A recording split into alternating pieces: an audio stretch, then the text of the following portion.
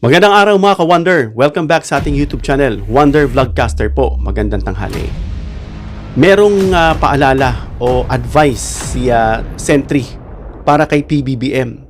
Dahil of course, itong si Sentry ay meron siyang sariling mga intel. Malawak yung coverage ng kanyang mga resources, na para makalakap siya ng mga impormasyon. Lalong-lalo na dito sa kanyang panawagan. So mga interviews niya na susubaybayan natin. Nalalabanan niya nga itong mga Duterte. Alam na natin kung paano siya inoppressed ng mga Duterte during their time. At nakita niya kung paano gamitin yung kapangyarihan para umabuso.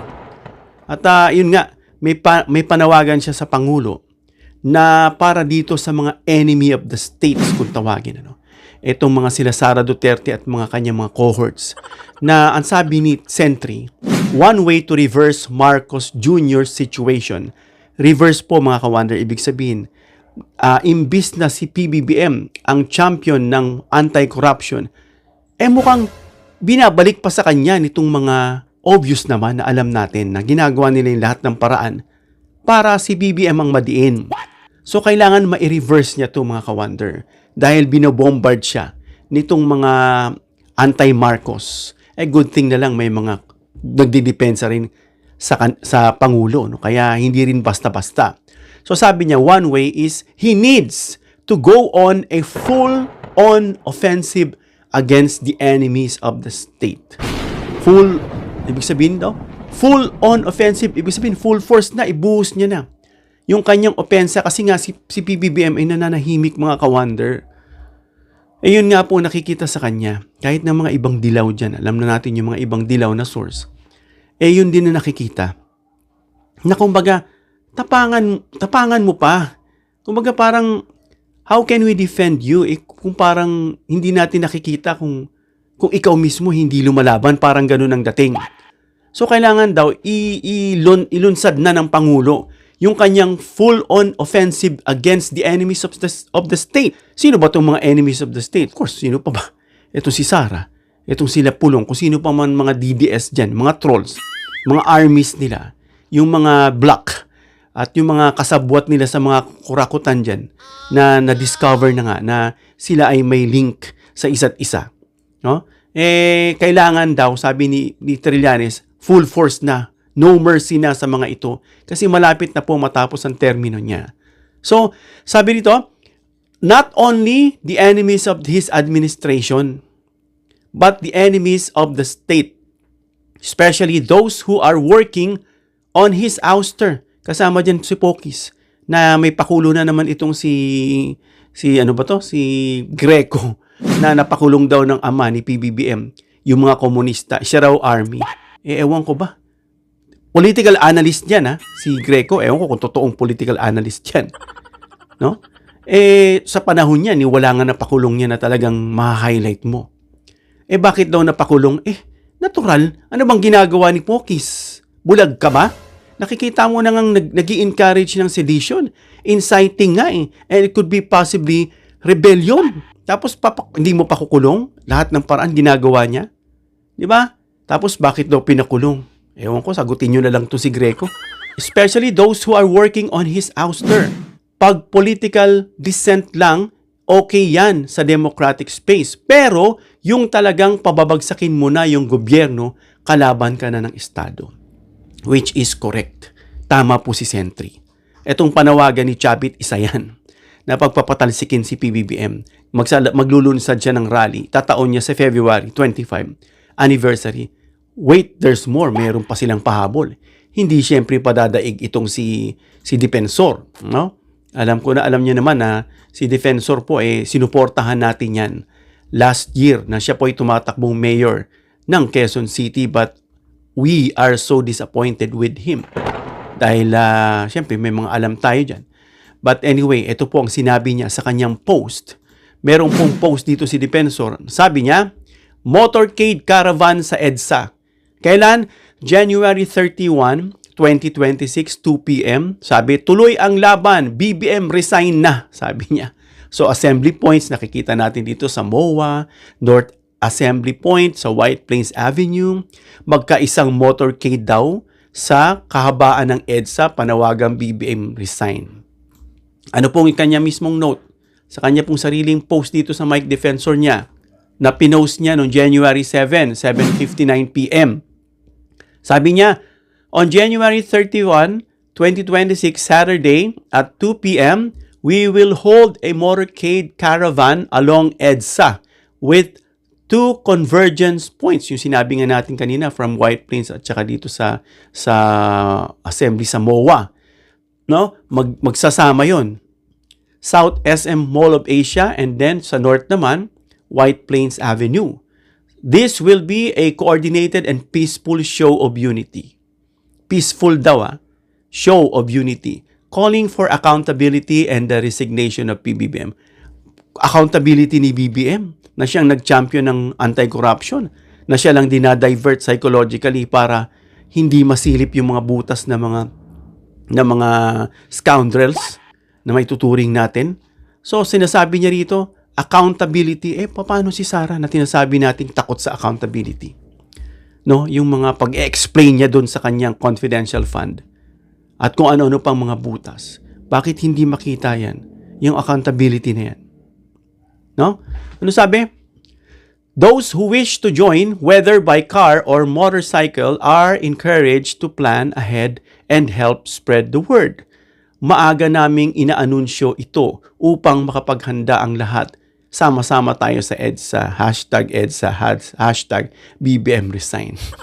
Nag-uunahan pa talaga sila ni Chavit kung sino sa kanila magiging kasama sa history. Nakapatalsik namin si PBBM. Ako yung nagpasimula dyan ng rally. As if may sasakay po sa inyo.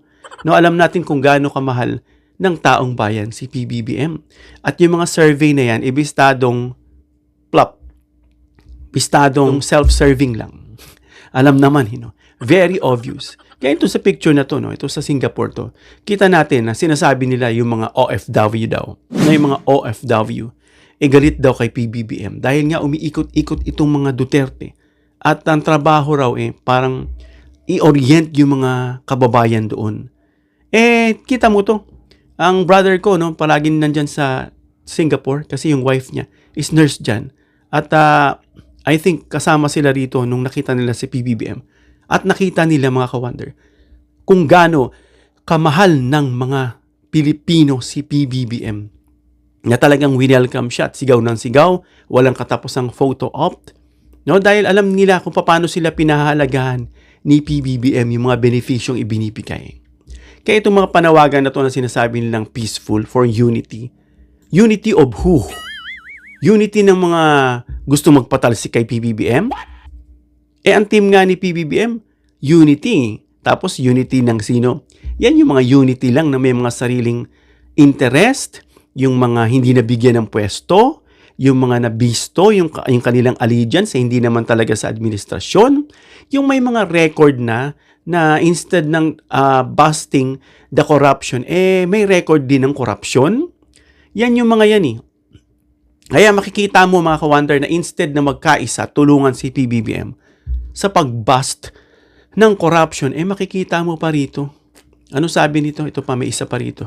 Etong sino ba tong congressman na to? Meron ako nakita rito ng congressman. Eto, si Eris o Erice.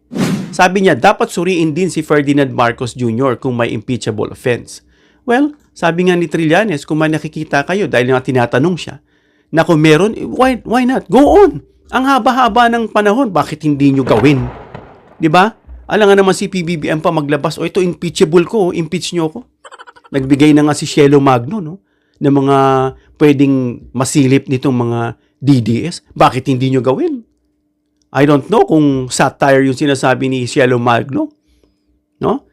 Kung ito'y psychological disclosure lang o totoo. Pero bakit walang nagsasampa? Kasi mauuwi lang sa wala. Kasi bakit? Walang ebidensya. Parang lang yan yung mga deepfake, yung mga fake news na kung ano nun, para lang ma-destabilize, mangharas. The more you do that, the more yung puso ng taong bayan ay malalapit sa Pangulo. Dahil nakikita nila yung opposite. Diba? Kahit anong pilit mong isama yung tubig sa langis, magse-separate yan. No? So nakikita nila yung ginagawa ng Pangulo. At gustong-gusto ng taong bayan yung pagbabago. Alin? Yung mga transportation natin, yung mga agriculture, yung mga power source, ano pa, yung mga infrastruktura, at ang dami pa. Name it. No? Pati yung mahabang bridge from Bataan to Cavite, ongoing na isa sa part para umunlad ng ating ekonomiya. At marami pa siyang legasiyang itutuloy, kulang ang 6 years. Kaya nga dapat ma-extend si PBBM at mabago na yung constitution. Sa madaling panahon, ma-stipulate dyan kung anong form of government, and then kung magkaroon ng prime minister, kung parliamentary or yung hybrid na sinasabi, parliamentary or federalism, mas mainam po. So ayun yung panawagan nila na naman, no, na itong sinasabing accountability kuno na nasisilip na yung mga yan. Yun lang only. Etong mga senators and congressmen na inaantay na maghihimas ng rehas sana nung malamig na Disyembre, medyo nasususpend ng konti. Kumbaga, pa-suspense lang muna. Kasi paurong ng paurong hanggang sa may nadidiscover. Ito nga, no? Patok na patok dyan. Unang-una, itong si Zaldico na may 35 billion worth of projects na antibay nito. Itong si Representative Joseph Lara, isa rin to na may nasasabi rito na scrutiny for securing over 11 billion worth of government contracts. Kasi ang usapin dito noon ang nakawan lang milyon eh. Ngayon, ang titibay na nitong mga to, bilyones nang nag-uusapan, nag-i-evolve na rin. Sumasabay na rin sa pag-evolve ng teknolohiya. Sino pa? Itong si Plato, itong nasasama rin siya rito, no? The Anti-Money Laundering Council reportedly flagged this Bulacan representative as another lawmaker who received funds from contractors. Sino pa? Etong si Yap, na napag-usapan natin lately lang, na na-involve dyan, na mayroon silang business affiliation ni Cabral. Siya ay may 16 billion transaction, no? Dito sa kung ano-ano pa, at meron pa dyan yung partnership nila na rock netting, no? Yung rock netting nila dyan, yung mga bumabagsak-bagsak na bato dyan, sabi nga ni PBBM, this is a useless project na may 16 billion siya plus yung rock netting na pinaniniwala ang may 36 or 26 billion. Ang daming nila ninanakaw, mga ka-wonder. At ito pa, si Guardiola, yung CWS party list, na mayroon ding 16 billion in government projects since he became a congressman in 2022. No? Yan po nasisilip dyan. Kaya kailangan maghimas ng rehas itong mga to. Ang dami. Ang dami nga kung pagsasama-samahin nga, mga ka-wonder, mahigit 1 trilyon mahigit ang kanila pong ninakaw. Alam niyo ba kung gaano karaming 1 trilyon? Ha? Na enough na yan para ang bawat isang mamamayang Pilipino ay mabigyan ng 1 hanggang 5 milyon na pwede na nating magamit pang kabuhayan, pang business. Ang sarap siguro ng buhay. Napupunta lang sa bulsa nitong mga ito. No? Sama-sama yan, nagja-jamming yan sa pagpabagsak kay PBBM. Of course, may mga agenda at interest at may mga tinatago rin yan na ayaw nilang mabisto. Itong kapatid, si Aimee, no? Sabi nga ni Representative Percy Sardania na hindi niya maintindihan tong si Aimee na imbis na ipagtanggol ang kapatid, of course, nabisto rin, no? Nabisto rin siya, may mga kung ano-ano rin siyang anomalya. Hindi mo alam kung senador to, sabi niya, napapaisip tayo kung siya, itong si Aimee Marcos ba ay senador o presidente ng Sara Duterte Fans Club. Hindi maintindihan, no? Talagang pinaghihinalaan na nga siya, nadikit siya ng dikit sa mga Duterte. Bakit? Yun ang malaking tanong. Bakit? Yun naman pala. Alam na natin kung bakit. Bukod sa napangakuan daw bilang Vice President, ano pa? May tinatago rin palang anomalya. Itong mga ito, mga ka-wonder. At yun nga, balik tayo sa sinasabi ni Sentry na itong mga enemies of the state na maituturing, dapat mag-full force na itong si PBBM para aksyonan niya na itong mga to. No? Nakapokus kasi siya sa mga pagdi-discover ng flood control. May sinasabi si Trillanes na i-focus niya sa mga proyekto, pero may sinasabi din siyang maglunsad siya ng full force. Pero hindi naman siya kailangan gumawa nun, mga ka-wonder. Nandiyan yung mga auxiliary, nandiyan yung mga kamay niya. Nandiyan ang ombudsman. Yung ombudsman lalo na. Nandiyan yan para trabahuin. Itong mga enemies of the state. Ngayon tatanungin natin, paano mo naman nasabing enemies of the state yan? Bakit? Una, patuloy na pag-atake sa lehitimong pamahalaan. Legitimate si BBM because he was elected by 31 million Filipino people. No? So ito kasi yung mga pagpatuloy na pag-atake, nagpapahina to sa tiwala ng publiko. Yung imbis na i-boost up nyo yung magtiwala sa Pangulo, ang ginagawa nyo, pinapahina nyo. So naglalarawan ng pamahalaan bilang ilehitimo, benta o traidor. Yung mga ganyang gawain. Humihikayat ng galit at destabilisasyon kaysa kritikal ngunit konstruktibong oposisyon. Imbis na medyo constructive yung dating man lang, no, para criticism pero constructive siya, no? Anong nangyayari hinihikayat nyo pa na magalit kayo sa Pangulo, parang ganun, no? Indirectly. Ano pa? Pag-normalize ng karahasan at authoritarian nostalgia. Ibig sabihin, ito yung patuloy na pagdepensa, no, yung ginawa ni Digong.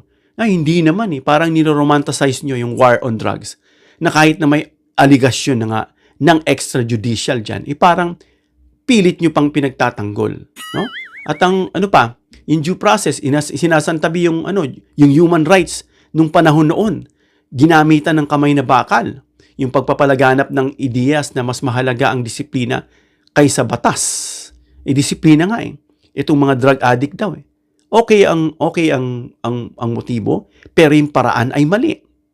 Dahil behind that paraan is may motibo. Tandaan po ninyo okay ang motibo kung linisin ang bansa sa krimen ng droga, pero ang paraan ay mali. Dahil yung likod ng paraan ay may maling motibo. No? Kaya mali pa rin overall ang siste. Ano pa? Disinformation at information warfare. Yung mga fake news na pagpapakalat gamit ng trolls, itong mga bayarang vloggers, no? Yung mga conspiracy theories at historical distortion, pag-atake sa media, dito sa kila Claire, no? Pagbanat diyan.